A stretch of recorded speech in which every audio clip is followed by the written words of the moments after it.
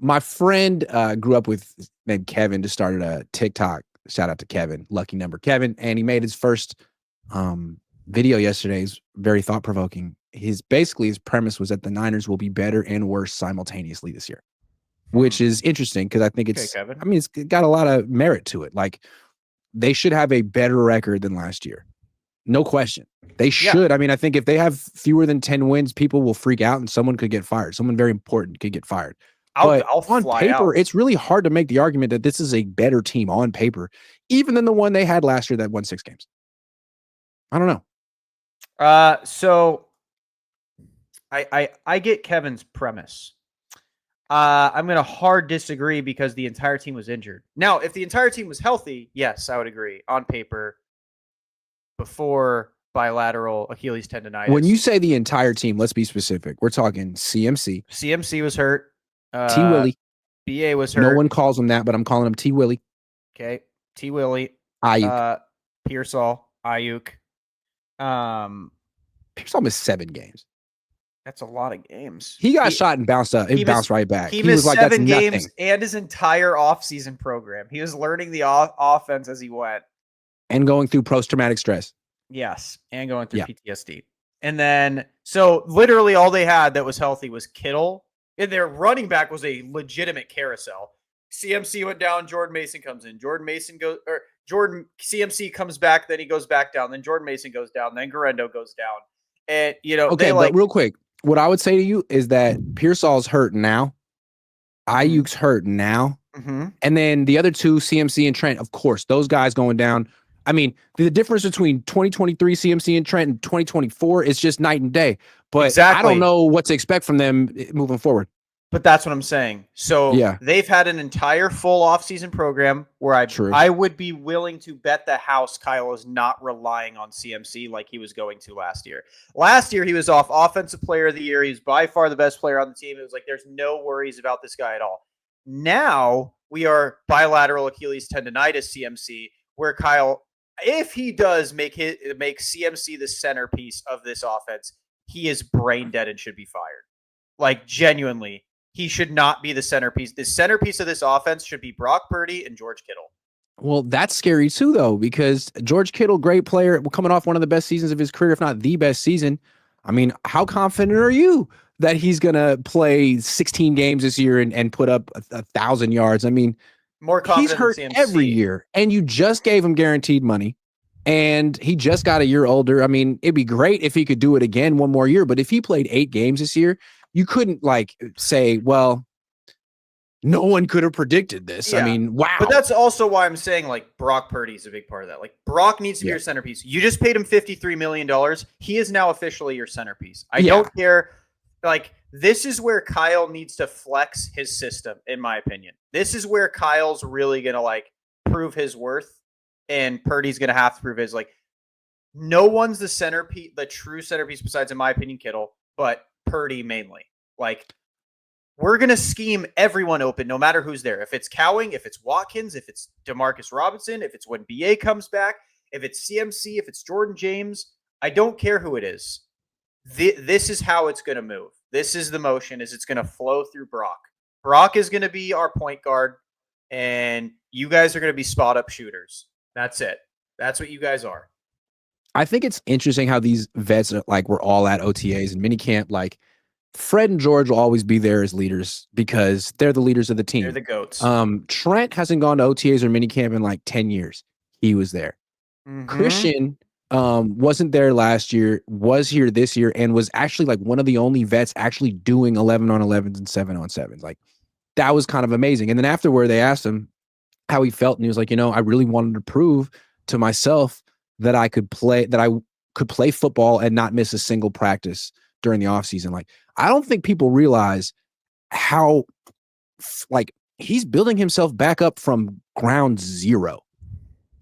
And when I said he looked less explosive, he kind of addressed that and sort of acknowledged it.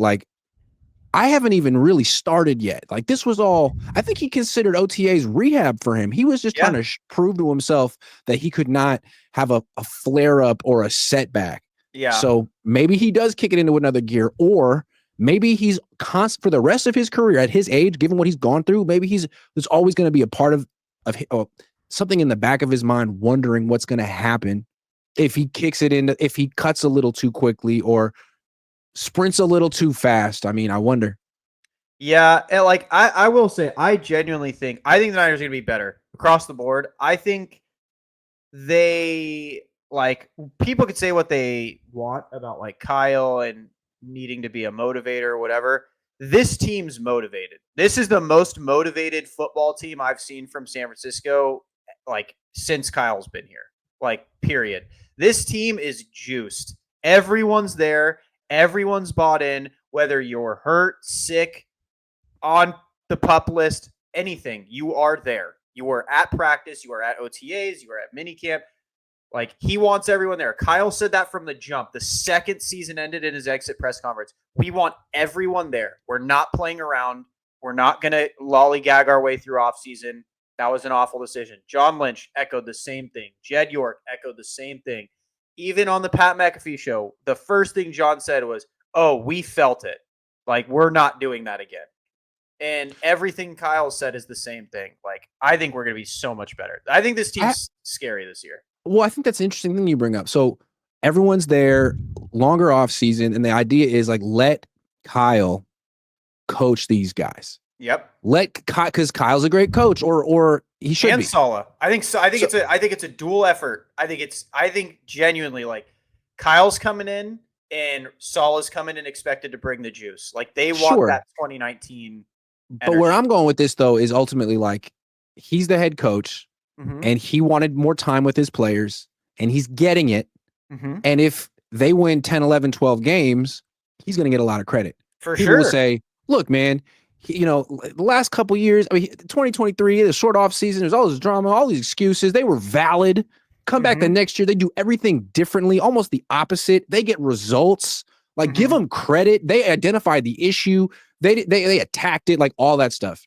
But if that doesn't happen, if they win 6, 7, 8, 9 games this year after this offseason, after doing everything differently and everything right, and let's say Brock stays healthy and is the phenomenal franchise quarterback that we know him to be, then people are going to look at Kyle and be like, no, man, you tried it this way, you tried it that way, you had more time with him, you did everything your way, and it still didn't work out. Like, are you losing your touch? Is your voice getting drowned out? Like, because that's what Bill Walsh said. Bill Walsh, the most famous coach of all time, he's a 49er. He coached 10 years and was essentially pushed out. And he said that coaches sort of, that teams sort of stop hearing a coach's voice. I'm not using English well. I get what you're saying. But he said that basically a coach's shelf life is 10 years with the team. And that was his shelf life with the 49ers. Kyle's approaching that. He's in year 9. And I think this would be a great year for him to show that he's still got it. Because last year it looked like he was burnt out and the team was not really playing for him. I think this year, Kyle's proved that his voice is still heard. Because if it wasn't, Trent wouldn't be there. Trent never's there. Trent wouldn't be there. BA wouldn't be there. He'd be at home rehabbing, which even if he wasn't there, I wouldn't even blame him. I wouldn't be like, oh, great, BA's not here. I'd be like, oh, yeah, I mean, he knows the offense. He knows the system. He knows what he's got to do. CMC's there working. George is there working. Like, Fred's there working. It's a great start. Fred was there working without his contract. He was like, we're fine. I'm good. Like, Kyle's but now it needs to translate to the field. I agree. I completely agree. I mean, you could say the same thing, in my opinion, about Patrick Mahomes. Patrick Mahomes is coming off 2 bad years. I think you could say the same thing about a lot of teams. I think everything the Niners have done has showed that they're moving in the right direction. And yeah, I agree. If they don't, then wow. Like, either the players just truly don't care what Kyle has to say, or we fell off. That's why it would be so interesting or so weird. Like, because they really are doing everything right. Yeah, like, they're doing being everything true to the process. They're not skipping anything. And that makes you feel like if it doesn't work, then you got to look at this coach's process. Is it not effective anymore? But I think most people, like, you look at the extra time, who the coach is, the players have been here, and the schedule, and it's like, man, how could they possibly? How could you not be a Super Bowl contender? How could you not be a Super Bowl contender, or at least a double-digit win team? So that's why there's a lot at stake for this team right now. That's why Trent's there and Christian's there. Like, they can't afford to have bad luck this year. They gotta find a way to win 10. I'm gonna be honest. I think it would look bad on just everyone, top to bottom, York to player. Like literally. To John, to Brock, to Saleh. Exactly. It would look bad on everyone. It would look horrible for Saleh. Bro, you came here, you're the highest paid defensive coordinator, and you suck? And you guys had all this time? You got every draft resource? Like, it would look awful on Saleh. And Bryce Huff. Yeah. Like, it would look like you horrible wanted all Kyle. These guys. Yeah, it would look Everyone horrible you Kyle. wanted. You preached that Brock Purdy was the guy. You stomped in our office to get BA signed. You wanted to get Christian extended. Like, I think everyone in the building right now, regardless if you got a contract or not, is desperate for this year. Like, and that's what I like to see out of this team. Like, that's what we have. Because if they win this year, they can be like, look, last year was just a one-off. We had bad luck. Things like this happen in football. We're essentially a winning organization with a great system in place from top to bottom. They lose again this year, then you have to be like, actually, there are systemic issues here. Yeah. And even if you make a run, right? Like, say they aren't Super Bowl contenders. Say we get bounced in the second round or the NFC Championship game. You can at least say, well, look how young our defense is. Right. Look how young our offense is still. Yeah. Like, someone's we're ahead of schedule. Exactly. We just retooled on the fly. And like that's what the Rams did. Prize Picks will give you $50 when you play your first $5 lineup. Win or lose, you'll get $50 for playing. Use promo code COHN, COHN, and download the app now. And I think a lot of people would be happy with it, right? Like, I obviously think they're Super Bowl contenders, but even if they did get bounced in the second round NFC Championship game, we do have a lot of new, fresh faces on the team. It wouldn't necessarily be a horrible look. Like, if they start the season 3-6 or whatever, and then like win all the rest of their games, or you know, they go on a. That's what the Rams did 2 years ago. I think Niner fans would be pretty excited about the future. Yeah, like. I think everyone's desperate, which is what they've needed. Because last year, everyone saw like they were acting like they would just spawn into the Super Bowl again. Like, they were just they're going to flip the switch. Yeah, they're going to flip the switch. Like, no, you don't do that. And I think that's the kind of thing you think of like championship teams doing. Well, they're not a championship team. Exactly. And they didn't have like, hey, well, we won the Super Bowl this year. We got this, guys. Like, no, we're all depressed because we lost the Super Bowl and we don't know that we can do this. We've gotten close, really freaking close twice and didn't get it done. So there's always that lingering doubt that we don't actually know what it takes. I'd even argue the year before when they made the Super Bowl, they took it pretty lax for the first bit, which was like, oh, we'll just get back there. I mean, Brock was hurt. Like, we're fine. Like, I would even argue they weren't as desperate that year. Like, I think this year is the most desperate they have been as a team. Again, top to bottom. I think from Jed York to Brock Purdy, they are as desperate as they because this could be the last dance. If it goes poorly again, they just gutted half the team. Yeah. 2 coordinators, like 9 starters. You do it again, it could be, you know, the general manager. It could be the head coach. Who knows? I mean, if they don't make playoffs this year, one of them is gone, John or Kyle. No way they're not. And that's the thing. Like, let's say they fired John, but keep Kyle, but they bring in a general manager who's now Kyle's boss because Kyle wanted John. Kyle hired John. John kind of reports to Kyle. I wonder if he's ever overruled Kyle ever. You bring in someone who's over Kyle, who would overrule Kyle. I wonder how long Kyle could even work in that or want to work in that circumstance. Like, again, I think any Niner fan that thinks if they don't make playoffs this year that there is a valid excuse is like completely like beyond themselves. Like, if they don't make a run, like even if they don't make playoffs this year, someone's getting fired, period.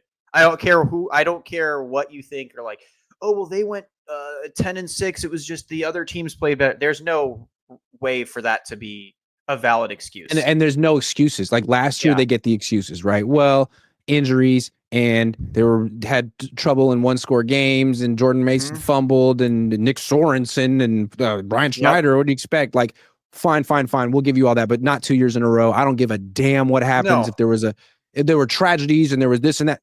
That's true. All that's true. Like, I don't want to hear that someone got struck by a bolt of lightning. None of that. Like, none of that stuff counts this year. I'm sorry. Yeah, every team goes through adversity, dude. You got to figure it out. I'll say that too. Even if Brock gets hurt, I don't give. You got Mac Jones, who you wanted him. You got Curtis Rourke, you wanted him. I don't want to hear Sanders, you didn't want him. I wouldn't want to hear it at all. I don't care. Brock's hurt. I don't care if CMC's hurt. If Trent Williams is hurt, I don't care. You wanted him, man. You extended him. I don't care. My thing is, if you expect CMC to play 17 games this year, you are out of your mind. Out of your mind. If you expect CMC to be healthy and good for 17 games, you're tripping. That would be Kyle's fault. That's what's crazy to me is like, is this team going to have a 1,000-yard rusher? Is this team going to have a 1,000-yard receiver? Maybe. Maybe not. If they want to be good, they won't have a 1,000-yard rusher. I think if you are smart, you will 100% tandem this out. You will let CMC come or three. Or three, yeah. Jordan James. Like, if Garendo's just not cutting it, like, the only thing he can run is a wheel. He reminds me a lot of Raheem Mostert, where he can run Yeah, he's not going to get you tough yards between the tackles. I mean, like, who's going to get you the first down on 4th and 2? Yeah, on 3rd and 2. Like, it shouldn't be Christian. It's not Garendo. It's not Brock. It's use check. It should be the fullback. You'd think the all-pro fullback could get you 2 yards, but no. I think that's what they drafted Jordan James for. And again, we'll see Jordan James. He looks like he runs hard. Same first name as Jordan Mason. I like Jordan Mason. I still don't understand why they traded Jordan. I don't think it made him better to trade. I think Jordan Mason is going to light it up in Minnesota because he's never going to face a loaded box in Minnesota. I don't think, because teams are so afraid of their wide receivers. He's going to continue to play well. I'd load the box with JJ McCarthy. Sure. Try maybe. Well, we'll see. All he's going to have to do is you single high against Justin Jefferson and Jordan Addison. Oh man, you're going to give one-on-ones against those guys? Well, all he has to do is hit it once. I put money on it. He misses it every single time. Hits it in the first drive. He's in the first drive. You're backing the fuck off. I'll tell you that. I mean, I think the Niners will be better, period. Record-wise, player-wise. Juwan's already looked better. I don't think they can afford to have – they haven't. They agree with me. They can't afford to be lackadaisical this year. Everyone's feeling it. Even when people try and say, Kyle's seat isn't warm. Well, Kyle sure is acting like his seat is pretty warm.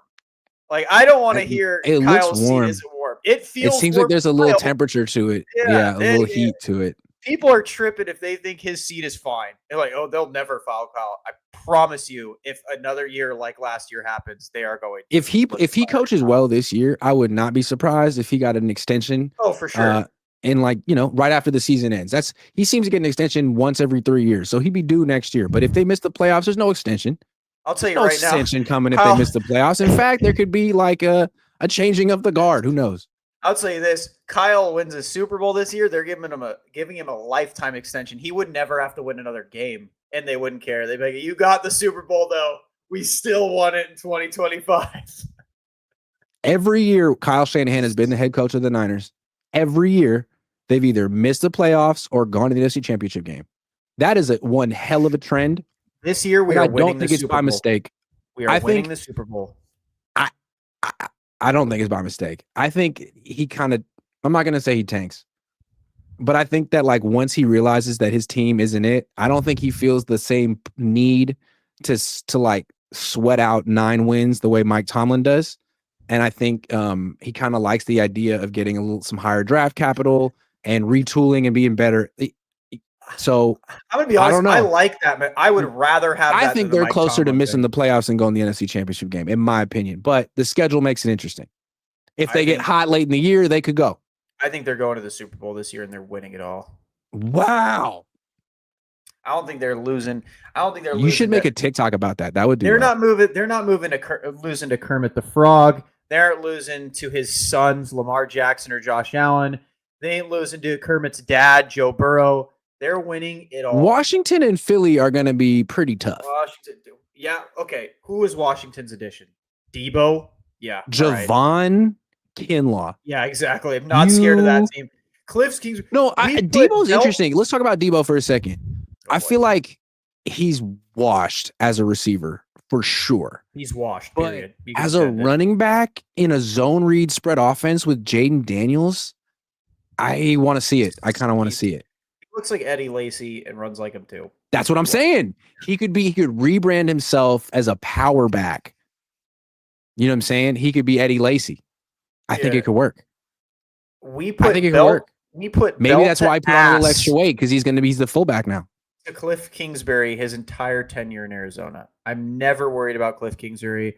The Eagles, not worried about him. They won their Super Bowl. You just said you would make Cliff Kingsbury the head coach of Washington, and now you say you're not worried about him. Over Dan Quinn. Yeah. You don't like Dan Quinn and that backwards hat and his gum? He's Pete Carroll Jr. Kyle owns him too. Kyle owns him. Kyle owns Cliff. Philly won their race. You know the attitudes on that team. They ain't winning nothing. They're done. They probably will miss the playoffs this year. They don't care anymore. AJ's had enough with the Instagram caption quarterback. You think the Niners are going to have a better season than the Rams? Yeah. Why?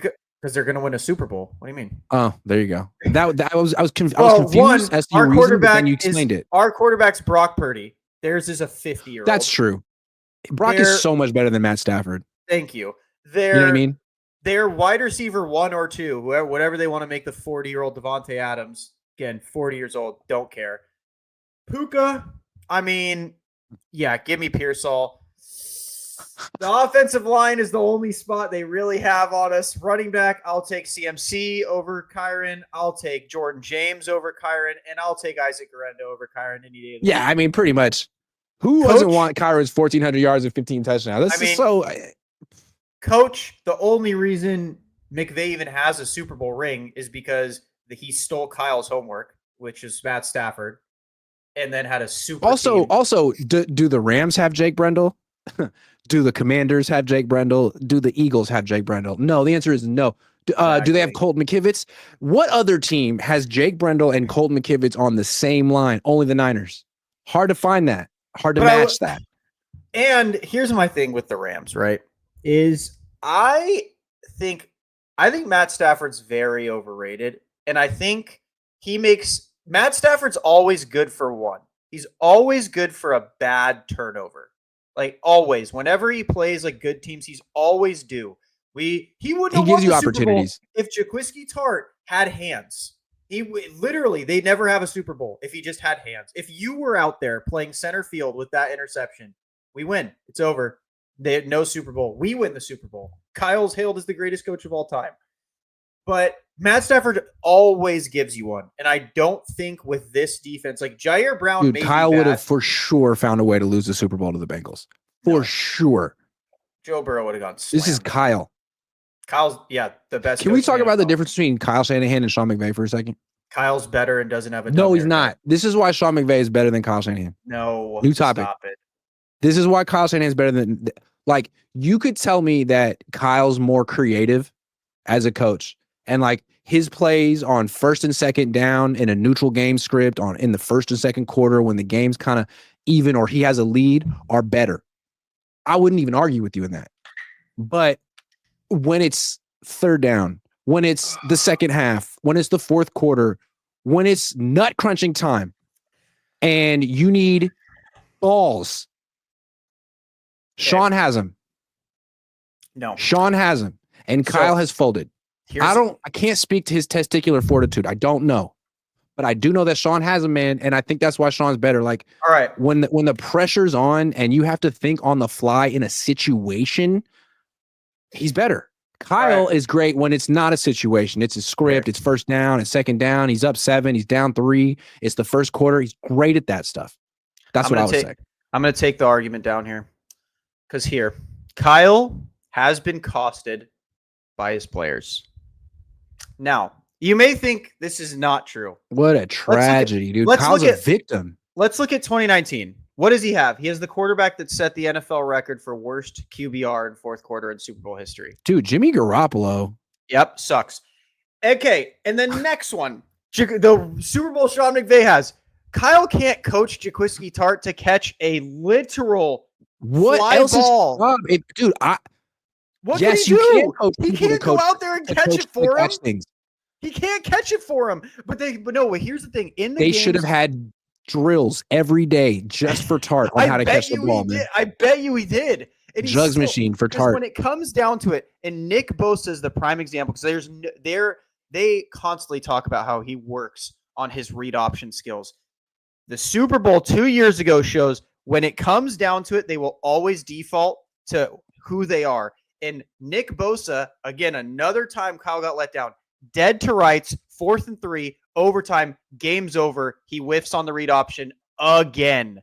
And then Kyle, that's potentially 3 rings that Kyle's gotten costed by one player. How crazy is that? Kyle Shanahan has been let down. My heart breaks for him, man. It's crazy. It's this really crazy. Is making bums have careers, and then they're letting him down. Jimmy Garoppolo, Jaquiski Tartt, where are they now? Jaquiski ain't in the league. Jimmy's barely in the league. Nick Bosa's only in the league. Jimmy's going to be the franchise quarterback for the Rams soon. You wait for it. Here's one thing I want to say though. You brought up Nick Bosa. That's another thing I want to talk about with the better or worse thing. Like he missed games last year. He played through injuries last year. We see what happened to his older brother. What are we really going to expect from Nick going forward? I expect him to be a top 3 defensive end in the league. Period. No excuse. You got Michael Williams. You got Alfred Collins. You got Bryce Huff. There's zero excuse for him too. He is another player. One more thing that's not working in the Niners' favor. Every time they extend one of their own players to a big money extension, the guy doesn't work out or he gets hurt that next year. He has it down here following the extension every time. Brandon Ayuk, Christian McCaffrey, Trent Williams, Nick Bosa. George Kittle played 8 games the year after he signed his extension. Fred Warner, the 1 year he wasn't an all-pro right after he signed his extension. Every time. Every time. So this year. Nick didn't get hurt, though. No, he just went from 18.5 sacks to 10. Okay. So yes, he had to shake the rust off, but that second half of the year, he was insane. Playoff run, he was insane. But the first half, he was not. No, he had to shake the rust off because they waited. And that's the best. That's the best any Niners player coming off an extension has done. Bosa. Yeah. And he looked damn good. He looked like an all-pro. So how's Brock gonna do? I mean, clearly the money's going to his head. We see him. He's got chains, grills. I mean, cars. That's what I'm saying is Brock. But here's the thing: Brock has to play with desperation because how the contract's set up. He can't ever relax. He can't. He has to be desperate. He looks like he's been grinding because. He looks like he's been working out seemingly since February. Dude, I've been working out since February. You didn't say anything about it. I've been working out so hard. But before the show started, he asked me how my Zumba class was. Man, fuck you. His dance moves have been getting way better. It's Brock can't. That's what I'm saying. They have to come out. Nick has to be an all-pro. Brock has to be a Pro Bowler. George has to be an all-pro. You can't afford to not. You can't. The Niners, I don't like when the Niners get that. Well, what if George is bad? What if Nick is bad? Okay, what if Saquon sucks? What if A.J. Brown sucks? Well, then the Eagles are probably going to Saquon's definitely going to suck because he's on the Madden cover. I think we can agree on true. Yeah, but that's what I'm saying. If you do that to any team, what if Joe Burrow sucks? What if Jamar Chase sucks? Well, then the Bengals are going to suck. If you say that about every team superstar, they're going to suck. Remilia Sports Report, also known as RSR, says Kyle's a poor man's McVay. Ring me.